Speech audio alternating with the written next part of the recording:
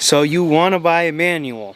Well, let me tell you, that's probably the best decision you're ever going to make, and the worst decision you're ever going to make. Welcome back to the channel. If you guys are new here, make sure to go down and subscribe. Welcome back to my manual Mustang.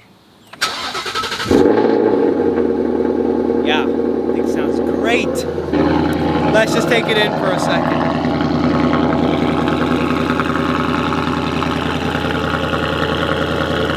I don't know if you guys could hear me over this thing, but it always sounds phenomenal. But we've got more important things to talk about in today's video. And that is going to be about this right here. A manual transmission, things you should know before buying one, should you even buy one in the first place, and why would you want to buy a manual when automatics are faster and most of the time cheaper. Cheaper as in, you don't really necessarily have to do anything to modern day transmissions, and you have to replace clutches in a manual every once in a while. I think the only appropriate way to talk about manuals is to go out and drive it. So let's go out and drive this car, talk a little bit about why you'd want to buy one, things you should know before buying one, and if you should even buy one in the first place. Because like I said, manual is probably the best and worst decision I've ever made in my life. Why buy a manual? Why get a manual? What's the point of them when you can just get an automatic? I think why you should get a manual is a completely different topic on its own. And I think most of you guys here are just here to learn about things you should know before actually getting one. Just a quick summary as to why you would want to get one. Well, the simple answer is there literally is not a reason to get a manual other than strictly just to have fun and strictly just for the experience. Because modern day manual transmissions are inferior in every single way to an automatic. It's simply just the driver engagement that would make someone want to get a modern day car in a manual. Simple as that. Things you should actually know before getting one though, however. Things you should keep in mind, stuff like that. Why is manual the best and the worst thing that's ever happened to me? Well, simply because of this. You gotta think about it this way. I always loved cars. The second I bought a manual, I was hooked. Because as soon as I started driving manual, it was my first sports car. A proper sports car, if you're not going to have a bunch of horsepower, has to be a manual transmission in my opinion. So why is it also the worst decision I've ever made? Well, because ever since I got hooked, I have spent a lot of money on cars. And let's just say that's not necessarily the best thing in the world. It's the reason why I buy manuals, continue to buy manuals, is because I just enjoy them. And ever since I bought that first one, I've never looked back.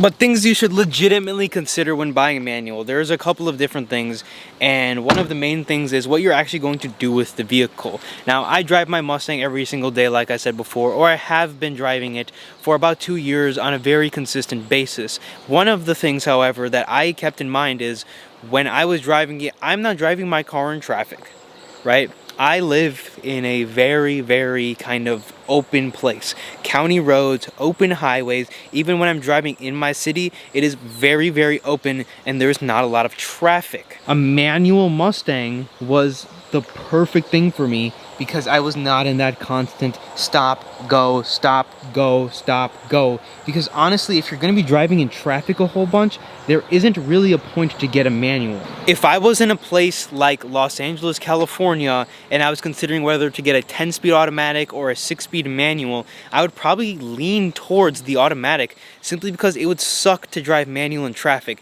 Now, if it's a weekend car, a secondary car, I don't plan to drive too much, and it's anywhere in the world, if it's a secondary car, I am choosing a manual transmission like I have in this car, no questions asked. As far as upkeep and maintenance go, like I said, manual can be a little bit more expensive. You're realistically not really replacing a clutch until 80,000, 100,000 miles if you drive it correctly. If you put insane abuse on a clutch, most of the time they're still lasting anywhere between 30 to 60,000 miles, and if you're, like I said, if you're driving it mildly, you should be able to get 80 to 100,000 miles pretty easily out of it. I know people on certain German cars who have done 150,000 miles on an original clutch, which is pretty insane, but usually around 100 you can consider replacing a clutch, and most of the time they cost about $1,000 on any run-of-the-mill sports car. Higher-end exotic stuff like that are manual probably will cost a little bit more.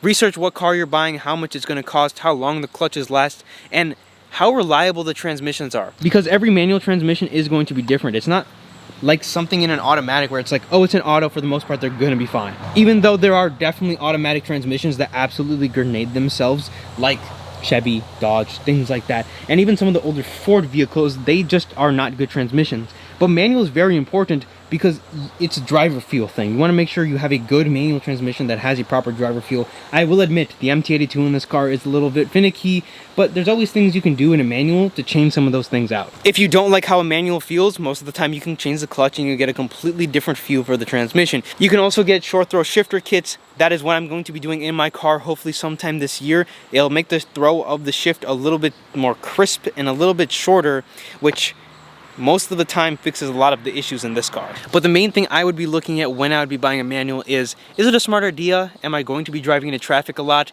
Because you're most likely not going to enjoy that experience of driving it in traffic, because what's the point? You're not getting to open the car out, drive it on back roads, all of those things, if most of your commute is going to be just bumper to bumper traffic. But also you might want to consider, because not everyone has the luxury of affording multiple cars. You want to drive those back roads, you want to drive those canyon corners in Los Angeles, but you also don't really want to be driving bumper and bumper traffic, but you're gonna have to if you buy a manual. Like I said, if I was driving in traffic a whole bunch, I'd probably get an auto. That being said, I love manual, and you can't go wrong with the manual. Another key thing to keep in mind, for those who have never driven manual before, I guess this segment is for you. How hard is it to actually drive manual, learn how to drive manual? And like I'm saying, driving in traffic, is it really that hard? No, it's not hard, but it's annoying. You're gonna be burning clutch when you're in traffic. You're gonna be, just putting excessive wear on a transmission that you really don't need if you're only gonna be driving in bumper to bumper traffic. Is manual hard to drive, however? Is it really kind of difficult? Absolutely not. It takes practice. It takes a little bit of time getting used to. If you wanna see a video on how to drive manual, check out one right here. I've made a couple different tip videos, and I have some other manual tips coming soon, but as far as is it hard? Absolutely not. Does it take practice? Yes it does. Does it take even more time to master? Absolutely, but it's not hard, and it's a little intimidating at first, but once you kind of understand the basics, you should be pretty much good to go. At the end of the day, it's your decision on whether you buy a manual transmission or not. Those are just my opinions, my thoughts, and a couple of points that I wanted to make. If you guys did enjoy this video, please do me a huge favor and leave a like, subscribe to the channel, and other than that, I will see you guys in the next video.